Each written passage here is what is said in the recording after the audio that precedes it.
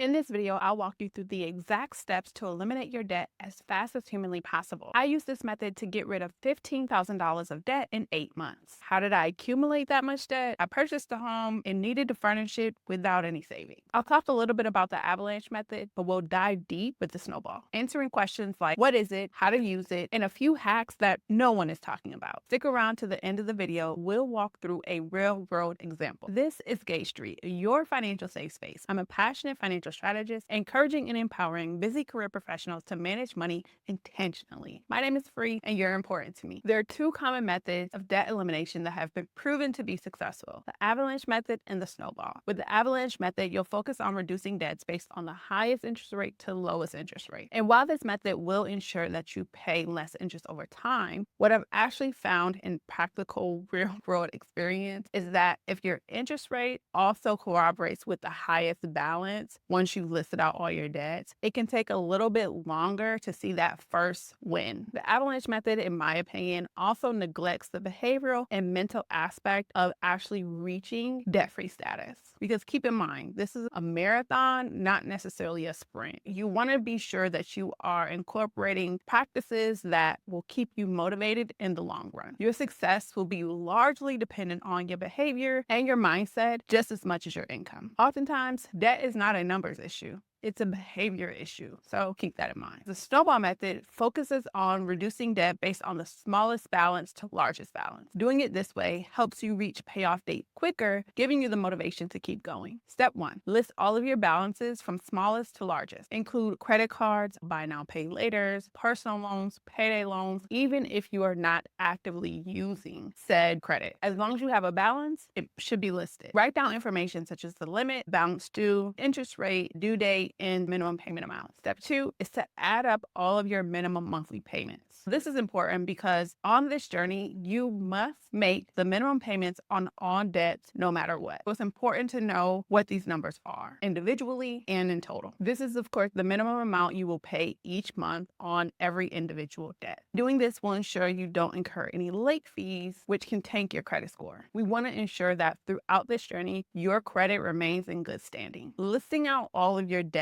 and seeing the numbers in plain sight can be a bit of a, let's just say, jarring experience. There's a couple things that I want you to pay attention to on your debt profile. The first is your total credit limit available. Looking at that number, how does it make you feel? Can your income actually support it? Meaning, if you max that out, would you have enough income to pay it off without sacrificing much? My opinion is that having credit cards and using debt is not necessarily a bad behavior. However, mismanagement of your debt and having more debt than your income can support isn't a great thing. There must be strategy and intention around how much debt you have and how you use it. But I'll come back to that. Step 3 is you want to use the every dollar available number to pay off the smallest debt first. Focusing in on that smallest balance, you want to throw every dollar you have outside of your essential expenses and your minimum monthly payments to that first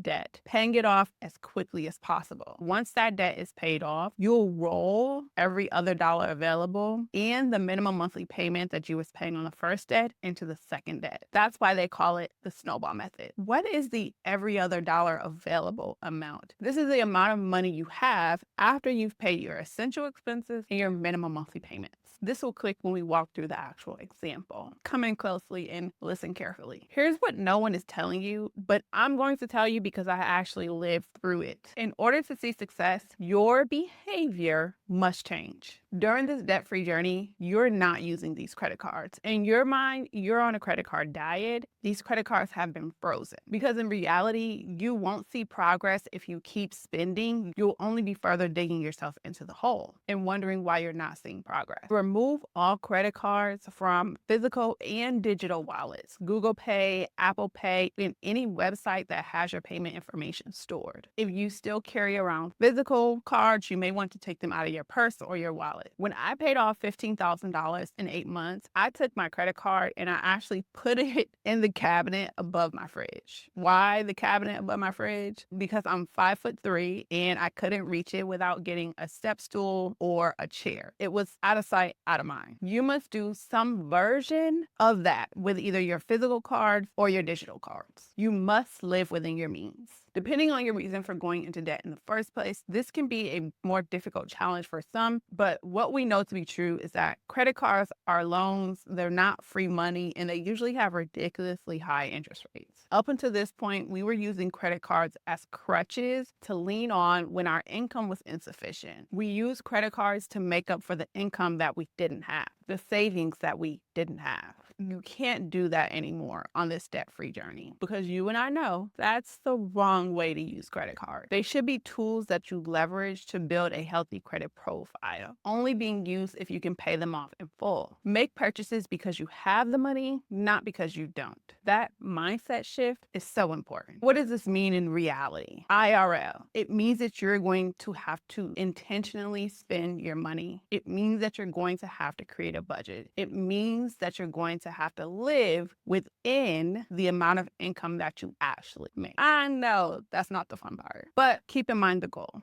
We got to get this debt paid down. The only thing your money is going towards during this time is essential expenses, minimum monthly payments, and debt payoff. Because that $325 to $716 you spend per month on lifestyle purchases, comfort purchases, fun spending, non-essentials could be redirected towards your debt to get it paid off ASAP. We're not playing no game. The last thing you want to do is evaluate your credit profile. Now listen, okay? Listen, Linda, listen. When it comes to looking at your credit profile, it goes back to what I was talking about earlier in assessing whether or not you have too many credit cards and more credit available than what your income can support. I'm a strategist down to my bones. I'm very intentional with not only my money, but my life in general. So if I can leave you with just like an ounce of strategy, an ounce of intention, here's what you want to do. Have an honest, objective, and transparent conversation with yourself. Do you have too many credit cards? Do you have too much credit available to you to actually use? In my mind, 2 is one too many credit cards, but that's because I'm more of a financial minimalist. You may have a legitimate reason as to why you need 2 or 3 credit cards. Not more than that, though. Don't overdo it. You should be able to explain to yourself why you have each credit card, what is it used for, and how are you using it. If you don't have a legitimate reason, or if you open a credit card very flippantly, then that might be a sign that it doesn't really serve a true purpose other than giving you the opportunity to live outside of your means. I mean, look at where it's gotten us. The goal is to figure out how many cards you can effectively manage stress-free. You should be able to live the quality of life where you're not stressed about making minimum monthly payments. You're not stressed about paying off your credit cards every month. The other thing I want you to consider is, do you have too much credit available to you? There's a principle called Parkinson's Law. Parkinson's Law states that work will expand to meet the available time to complete it. Meaning, if we have a simple task like folding laundry and we give ourselves 3 days to complete it, it'll take us all 3 days to complete it, right? This principle can actually be applied to how we use credit, because if we have a credit limit of $11,000, more than likely over the span of having that credit available, we would max it out to $11,000. It's human nature. The goal is to figure out how much credit your income can actually support. Make it numbers based, not vibes based. I say your income because your credit cards and your debt will need to be paid off with your income. A good rule is to set your total credit limit available to 5 to 7% of your net income. If you take home $50,000 annually after taxes, insurance, and retirement, then your total credit limit available is $2,500 at the minimum. This will help you avoid taking out more credit than what you can actually afford, becoming stressed and overwhelmed with having exorbitant credit card balances. So take your net annual income, multiply it by 5%, 6%, or 7%, and reduce your total credit available to somewhere in that range. And now that you know what to do, let me show you how. Let's create a debt payoff plan using the Snowball method for Jasmine. This is Jasmine. She is a registered nurse living in Charlotte, North Carolina, and she's 27 years old. Her gross annual salary is $85,000 or $7,083 on a monthly basis. After taxes, retirement, and insurance, she brings home $64,600 annually or $5,385 monthly. She spends $3,285 on essential expenses. That is rent, utilities, internet, phone, insurance, groceries, gas, etc. Now let's look at her debt profile. Jasmine has three main debts. The first is a Chase credit card. Then she has a buy now, pay later account, and she also has an Amazon credit card. And here's a breakdown of the limits, balance, minimum payment, interest rate, and due dates for each. The Chase credit card has a limit of $2,500, a balance of $1,230, minimum payment on a monthly basis of $71 with an interest rate of 18.99%. The buy now pay later account, fortunately, she isn't paying any interest, is at a 0% interest rate. She does have a limit of $5,000 and a balance of $4,900. So it is very close to being maxed out. Her minimum monthly payment is $110 and it's due every first of the month. Last but not least, she has an Amazon credit card with a limit of $3,200 and she has a balance of only $400.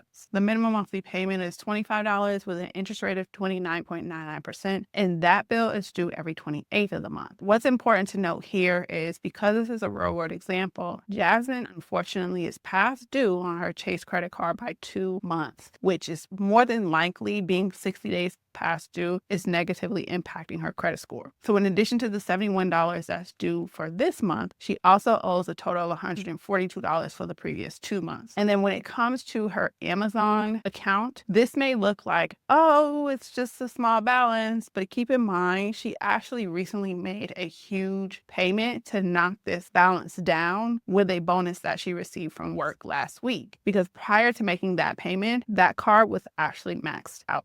Now let's look at some of the totals. Her total credit available is $10,700. Her total balance due as of today is $6,530. And she's making $206 in total minimum monthly payments across all of her debt. Let's actually put together the debt payoff plan using the Snowball method and figure out how fast can Jasmine actually pay down these debts. We got to first rearrange these from smallest to largest balance. So the smallest balance is Amazon, only $400 due. Then it's $1,230 with the Chase. And then last but not least, her buy now pay later account at $4,900. The other thing we got to figure out is what is the minimum monthly payment, because using the debt snowball method, she's going to make these minimum monthly payments every month on time, regardless of whatever she has going on in regards to the debt payoff. Also important to note, if I go back to this slide, before she even starts this debt payoff journey, she needs to bring that Chase account current ASAP, like yesterday. She needs to budget and figure out, how do I find $142 in my income to bring that account current? That's first and foremost. Now that all the debts will be current, she can focus on her payoff plan. She's going to list all of her debts from smallest to largest. That's done. The next thing she has to figure out is like, okay, given my income, given my essential expenses, and given my minimum monthly payments,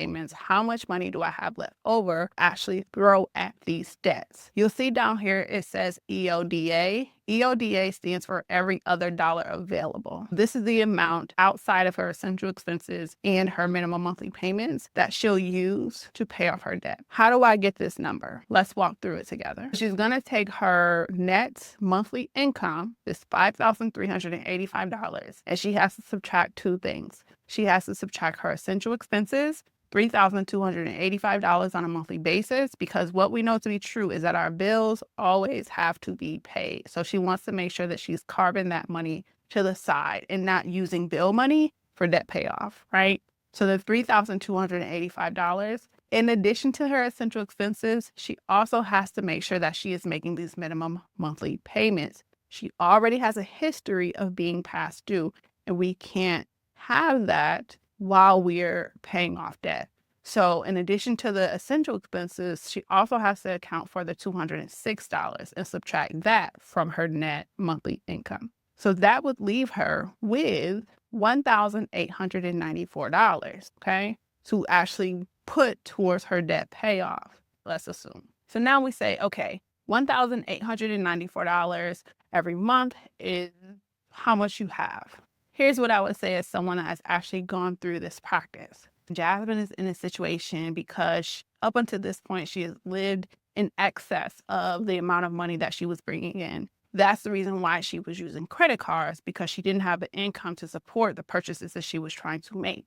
So imagine living in excess and then trying to make a complete 180 and live on just the necessities. If you have a small balance of debt and you can pay it off in a month or two, that may be necessary, or it may be fine, right? Because it's not going to take you that long. However, if it's going to take you a year and a half, 3 years to pay down your debt, then using that $1,894 is not sustainable. It's not sustainable. Why is it not sustainable? Imagine what your life looks like now. You went from living in excess to living in complete frugality, right? And that's a complete 180 shift. Sets us up for failure, if I'm being honest. And so instead of taking that $1,894 and throwing all of that at her debt and leaving no room for any spending outside of what's essential, I would actually suggest she takes 80% of the $1,894 and put that amount towards her debt. And the other 20% she actually uses to have some semblance of fun. Now, she ain't spending in excess, right? She's not going back to these credit cards because these cards have been frozen. She's taken them off of her digital wallets, etc. But it is giving her some sort of an allowance, if you will, some fun money to actually live a little bit, right? While still being pretty aggressive when it comes to paying down her debt. Okay, so we have $1,515 every month to contribute towards debt. Let's figure out how long it's going to take her to pay these debts off. In the first month, she will have that Amazon card paid off because she has $1,500 to throw at it and the balance is only $400. In addition to being able to pay off that Amazon card, she will actually have $1,115 left over to actually put towards her Chase credit card, which is her second largest debt. She's putting that $1,115 to that $1,230 balance. And if we're subtracting that, she will have $115 left over going into month 2 for her balance on her Chase card, $115. Well, we know that in month 2, she has $1,515. So in month 2, that $115 balance is taken care of, because she has more than that in her every other dollar available number. Boom. So that's done, right? And then month 2, not only is her Chase credit card paid off and her Amazon card paid off, but she has $1,400 left over from paying that Chase balance to actually contribute to that buy now, pay later account and start tackling that $4,900. In month 2, she's actually going to put $1,400 towards her $4,900 buy now, pay later balance. Because up until this point, the only thing that she's done with that buy now, pay later is make the minimum monthly payments. At the start of month 3, her balance on her buy now, pay later is $3,500. And she has $1,515 to contribute in month 3 to that buy now, pay later. And at the start of month 3, the Chase and the Amazon are at zero balances. And she is not racking up purchases on those Chase balances just because their balance is down to zero. She has to stay laser focused in getting all of her debt paid off. Awesome. At the start of month 3, she has a $3,500 balance. She has $1,515 to actually contribute to that $3,500 balance. At the end of month 3, start of month 4, that buy now, pay later balance is $1,985. Again, month 4, she has $1,515 to contribute to that balance. At the end of month 4, start of month 5, that buy now, pay later balance is only $470. In month 5, she has $1,515. The balance is only $470. By month 5, her buy now, pay later is completely paid off. In addition to that, by month 5, she is completely debt-free. Done. Simple. And not even at the end of month 5, probably halfway through it if she gets paid every other week. She's completely debt-free. Amazing. Let's assess her profile as a whole by asking a couple different questions. Does Jasmine have too many credit cards? I'm curious to know, do you think she has too many credit cards? And if you do think she has too many, which ones should she eliminate? I personally, if this was my scenario, I am not a fan of store credit cards. So I would probably get rid of that Amazon card. And I have actually used buy now, pay laters. And I love the fact that it doesn't come with interest rate as long as you make the payments on time. So between her Chase and her buy now, pay later, she may keep those accounts current and open and active. So I would say either just the Chase or the Chase and the buy now, pay later is what I would suggest. But I'm curious to know what you think. The other question we got to figure out is, does Jasmine have too much credit available? Now, earlier I talked about a good rule of thumb to actually figure out whether or not you have too much credit available. And that calculation is taking your net annual income, multiplying it by 5%, multiplying it by 7% to get a bit of a range, and making your credit available limit fit within that range. So let's actually do the numbers for Jasmine. So on a net basis, annually, Jasmine is bringing in $64,600. So $64,600, if we take 5%, that's actually $3,230 on the lower end. And then we take, to get the upper end of the range, let's take that $64,600 and multiply it by 7%, $4,522.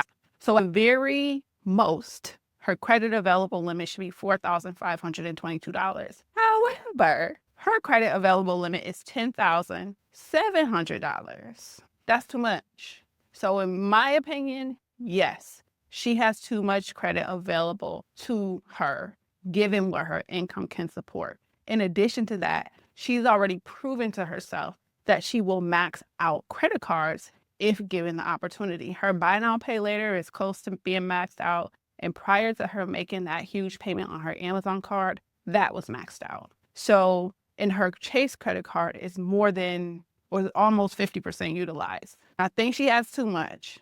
And if I was her, I would actually eliminate that Amazon card, and then I would reduce maybe the buy now, pay later account to make sure it's within that $3,230 and $4,522 range. Now, keep in mind, this is not per credit card. This is your total credit available limit across all of your different credits and debt that you have available to you. Has Jasmine effectively managed her debt? So what would you rate Jasmine's debt management on a scale of 1 to 10? Let's go back to her profile, because I think it's super important, some things to consider and what I would glean from her situation and her scenario. If I had to rate Jasmine, I would probably give her a 5. I'm gonna put her smack dab in the middle. She's not super horrible, but she's not doing super well either.